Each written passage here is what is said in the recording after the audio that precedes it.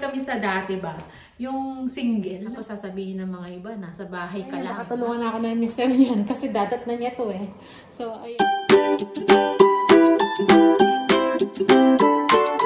Hello kabayan! Always think positive!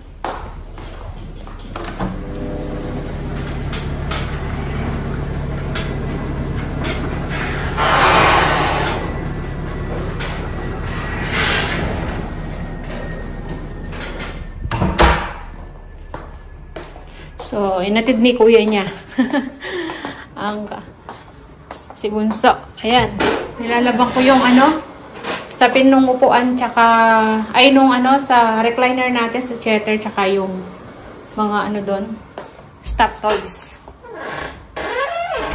Ito pa yung mga damit natin, lalabas ko ngayon. Hindi pa natutuyo. Ang lakas ng ulang kagabi, kaya, ayan pinasok namin uli. Hindi pa talaga sila natutuyo. Naglalaba pa naman sana ako ngayon. Siguro yung uniform na lang ni panganay ang lalabang ko.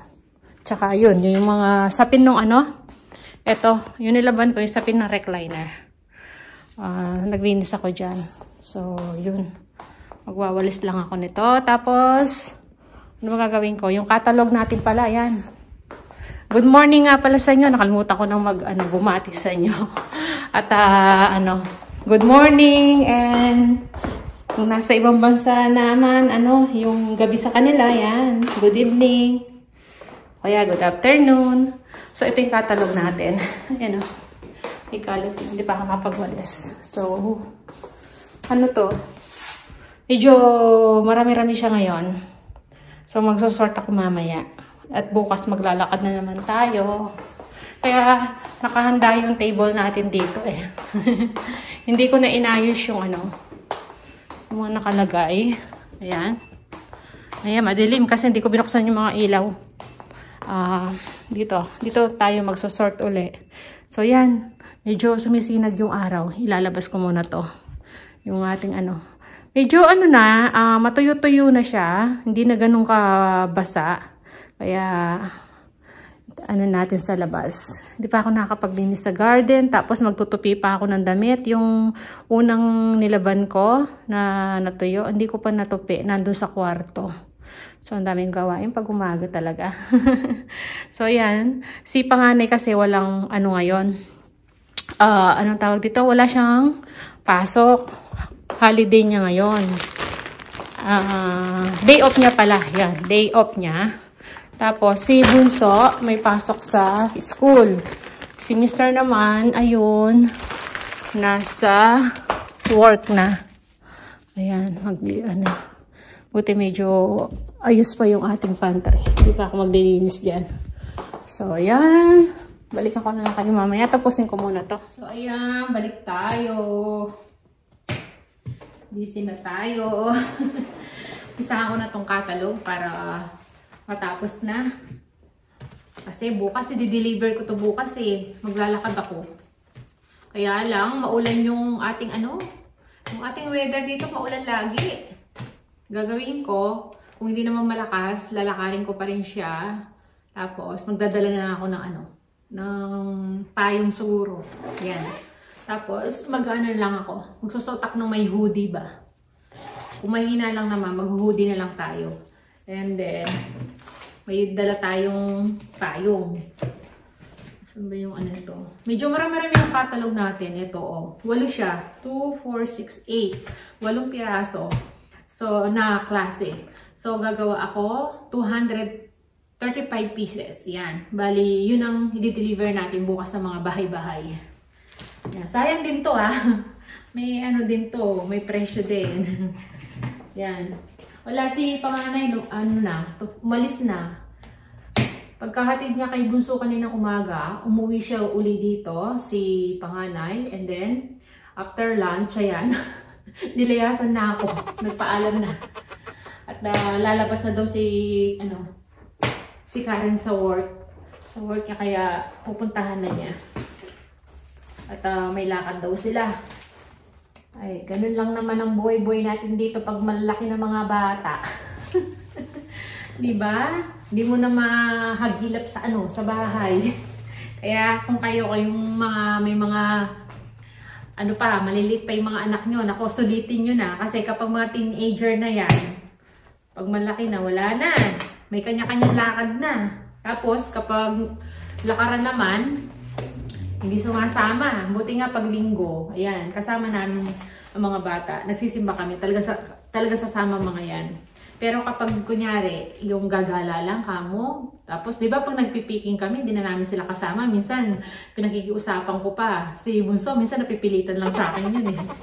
Ayun, kapag may okasyon lang talaga, doon lang sila sumasama. Pero kapag walang okasyon, ako, hindi mo na maisasama talaga ng mga bata. Kaya laging magkasama kami ni Mister. Parang bumalik kami sa dati ba? Yung single, nung mag-boyfriend-girlfriend lang. Kaya sabi ko nga, kapag bata pa talaga yung mga sulitin nyo na. Hanggat sumasama pa sila, isama nyo na. Kasi kapag malaki na sila, yan, may mga sariling na talaga, mundo. Hindi mo na maisasama kahit anong pilit mo. Kasi maiinip sila. So yan, ito yung mga di-deliver natin. Yung damit na sabi ko, hindi ko pa natutupi. Hanggang ngayon, hindi ko pa natutupi. Tinamad ako.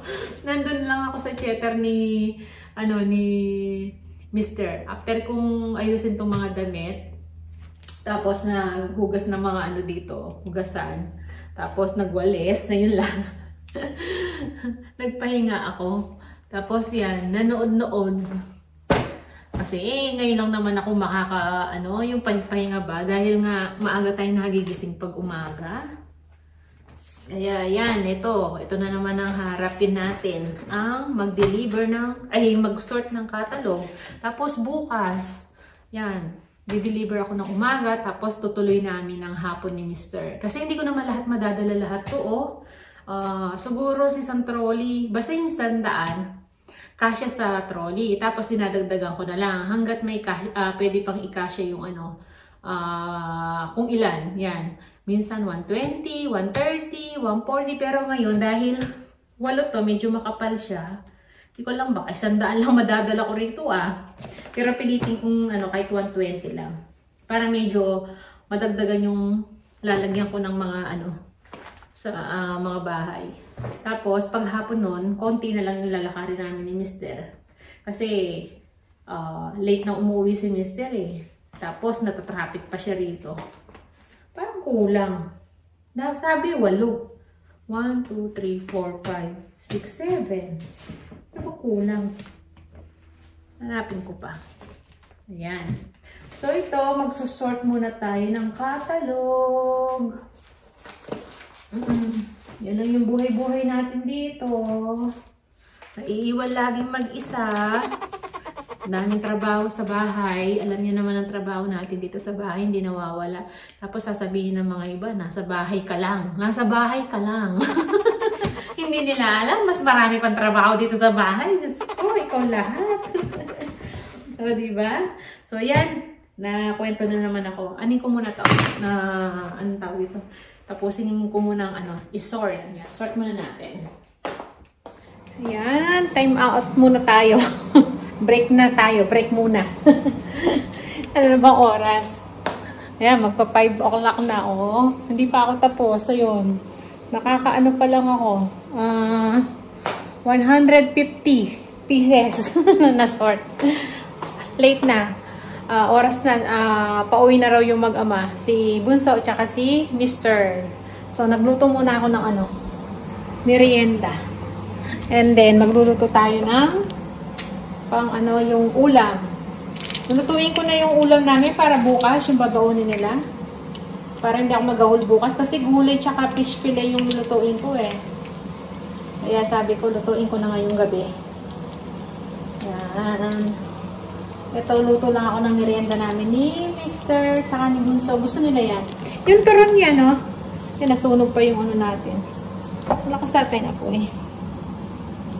Yung natitirang ginawa kong turon na saging, na may flavor siyang ube. Tapos ito, may giniling tayo dito. Yan, nilabas ko na. Saka yung basa, ayan. Fish fillet natin, mamarinate ko, ibabalutan ko lang siya sa yung crispy fry natin. Dadagdagan ko na lang ng harina yun para hindi masyadong maalat. Tapos, ano lutuin ko naman sa giniling. Ito pala, ilabas ko na. Ilagay ko na rin ito eh. Yan, yung ating radish, labanos. So, igigisa ko siya sa kamatis, bawang sibuyas, tapos itong giniling. Yan. Yan ang magiging baon nila bukas. So, lutuin ko na ngayon. Iinit na lang nila bukas. Yan. Pinrosen ko to para hindi kasi masira. Yan yung mga chinap-chap ko nating mga gulay. So, nagagamit natin halos yung mga gulay. Tapos, may bago na naman dala si Panganay, diba? And then, ano pa ba? Yung mga binili ko pang konti dun sa, Gilbert. So, yan. So, yan muna yung magiging natin. Ito, separate ko ng, vlog. Yan. Papakita ko yung, paano yung pagluto kung simpleng gisa lang na, labanos. Tapos, ito yung merienda namin. So, siguro, na natin vlog natin kasi para hindi na naman masyadong mahaba. So, ayan. Mamaya yan, baka tulungan ako na ni Mr. yan kasi dadat na niya to eh. So, ayan. 8 pieces nga siya. Nakita ko na yung nawawala ito. Na nakaipit pala sa mga to. So, yun. Yan lang. So, yan muna yung vlog natin. Maraming salamat. Kita-kita na lang tayo sa mga susunod na video. See ya!